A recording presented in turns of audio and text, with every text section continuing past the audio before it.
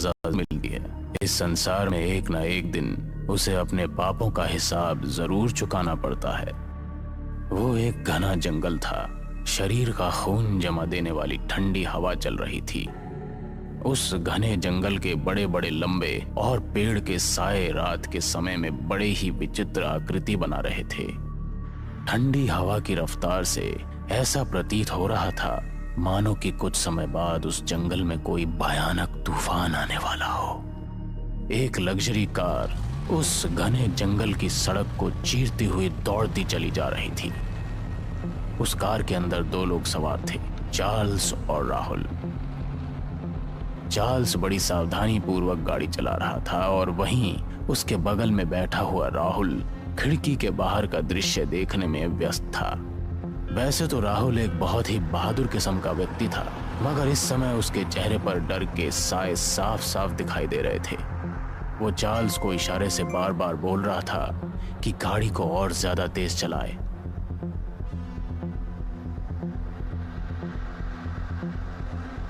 राहुल के बार बार बोलने पर चार्ल्स ने अपनी गाड़ी की स्पीड तेज कर दी थी, मगर रात के समय में वो ज्यादा गाड़ी की स्पीड तेज नहीं कर सकता था।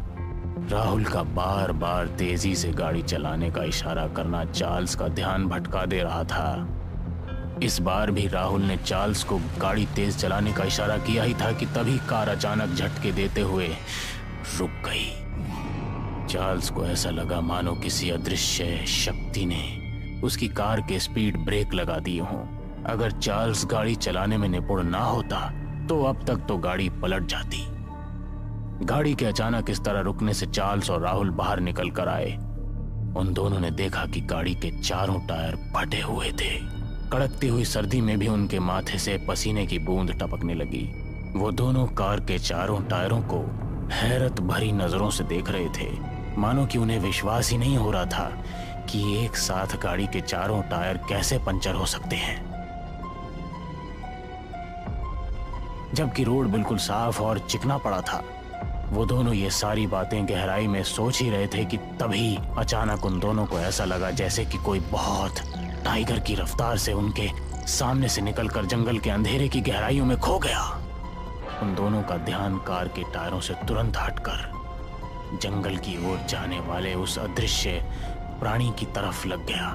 कोई तो था जो बड़ी फुर्ती से उन दोनों के सामने से निकलकर अंदर गया था। अब दोनों के चेहरे की लकीरें साफ साफ झलकने लगी। वो सोचने लगे, इस घने जंगल में क्या वो सुबह तक जीवित भी रह पाएंगे या नहीं, क्योंकि जंगल बहुत घना था और दूर दूर तक आबादी का कोई नामो निशान नहीं था।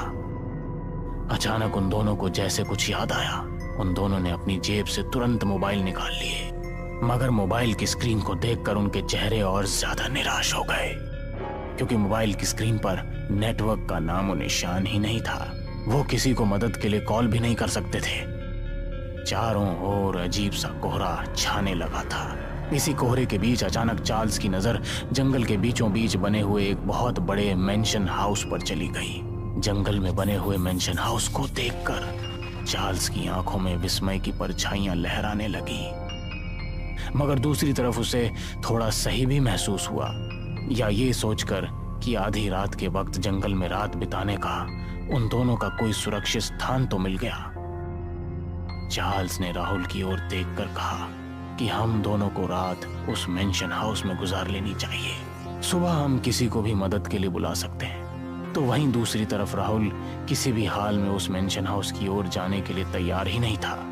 राहुल का कहना था कि कुछ क्षण पहले ये जंगल वीरान नजर आ रहा था, अचानक ये मेंशन हाउस कैसे उत्पन्न हो गया।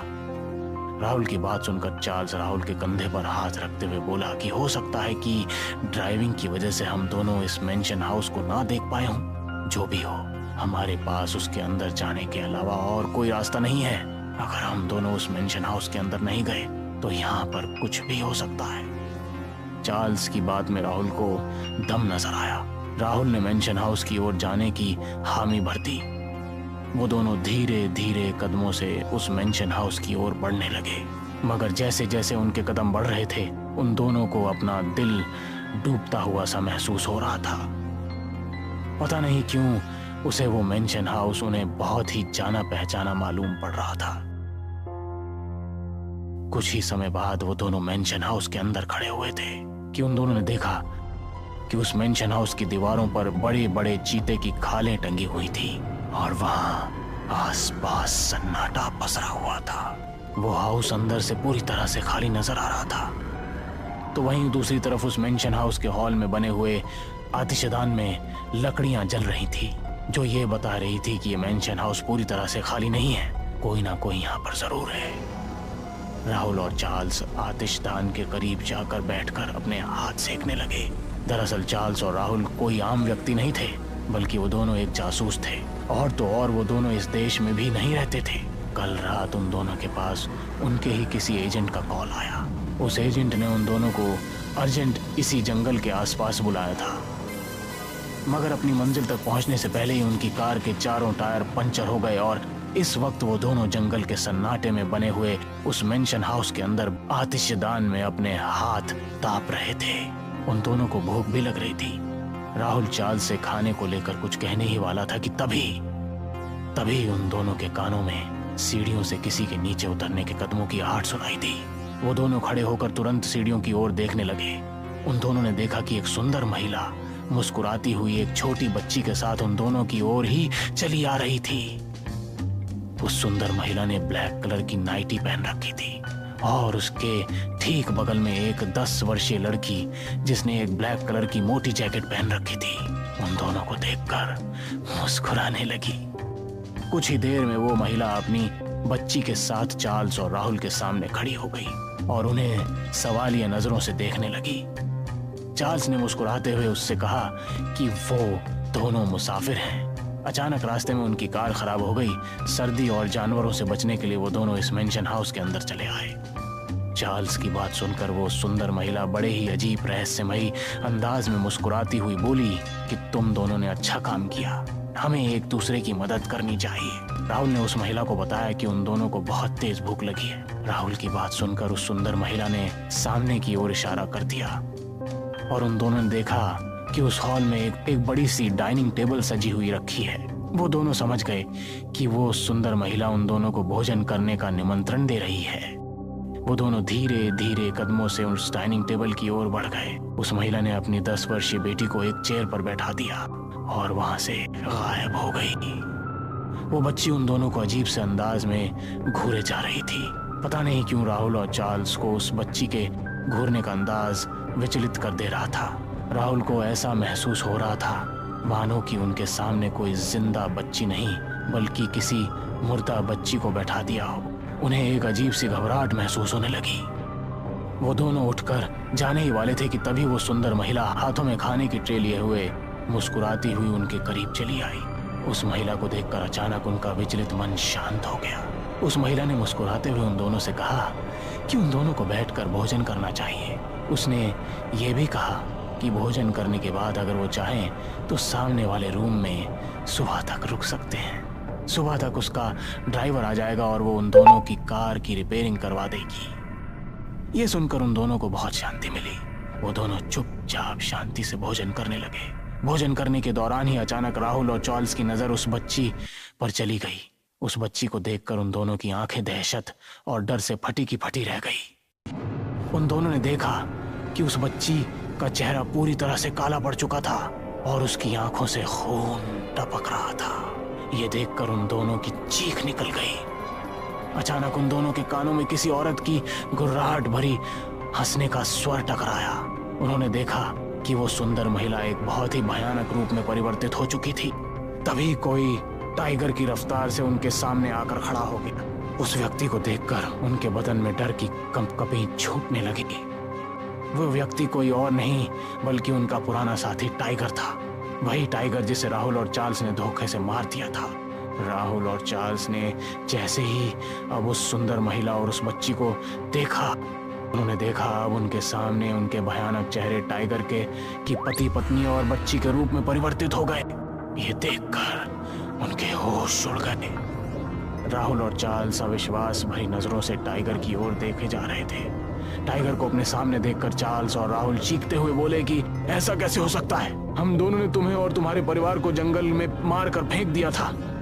मगर चार्ल्स के चीखने पर टाइगर के चेहरे पर कोई भी भाव नहीं आए। वो अजीब से बड़े भयावह अंदाज में उन दोनों की ओर देखकर हंसते हुए बोलने लगा कि उन दोनों की मौत उन्हें यहाँ तक खींच लाई है। उन दोनों को याद आ गया कि उन दोनों ने टाइगर और उसके परिवार को मारकर इसी जंगल के आसपास कहीं फेंका था, कि उस समय इस मेंशन हाउस का कोई वजूद ही नहीं था। वो दोनों समझ गए कि वो एक भूतिया मेंशन हाउस और मरे हुए लोगों में फंस गए हैं, जिन्हें उन दोनों ने ही मारा था। अचानक टाइगर का चेहरा देखते ही देखते बेहद भयानक हो गया। वो तीनों अपने भयानक चेहरे लेकर बुरी तरह से राहुल और चार्ल्स के सामने चीखने लगे। उनकी चीखों का शोर इतना ज्यादा था, उन दोनों ने अपना कान बंद कर लिए। उनकी चीखों में एक अजीब सी विचित्रता थी। जैसे तीनों अपने भयानक चेहरे और बड़े भयावह मुंह से चीखते जा रहे थे, राहुल और चार्ल्स को ऐसा महसूस हो रहा था जैसे कि उनके शरीर से कोई उनका रक्त खींच रहा हो। कुछ ही समय में दोनों मृत होकर उस मेंशन हाउस की जमीन पर गिर गए। दरअसल चार्ल्स, राहुल और टाइगर तीनों रॉ एजेंट ही थे और तीनों आपस में गहरे दोस्त भी थे। टाइगर अपने दोस्तों पर अपनी जान से भी ज्यादा भरोसा करता था, लेकिन एक मिशन के दौरान टाइगर, राहुल और चार्ल्स को लंदन भेजा गया, जहां पर कुछ आतंकवादियों ने टाइगर से अपना पुराना बदला लेने के लिए, उसके परिवार को जान से मारने के लिए राहुल और चार्ल्स को बड़ी रकम पेश की। वो दोनों लालच में आ गए और दोनों ने बहुत निर्दयता के साथ टाइगर की पत्नी और 10 वर्षीय बेटी की हत्या कर दी। हत्या करने के दौरान टाइगर अचानक वहां पर पहुंच गया। भेद खुल जाने की वजह से अचानक उन दोनों ने धोखे से टाइगर के ऊपर भी गोली चला दी। टाइगर अपने परिवार सहित मारा गया। मगर कहते हैं कुछ लोग मर के भी नहीं मरते। टाइगर और उसके परिवार के साथ कुछ ऐसा ही हुआ।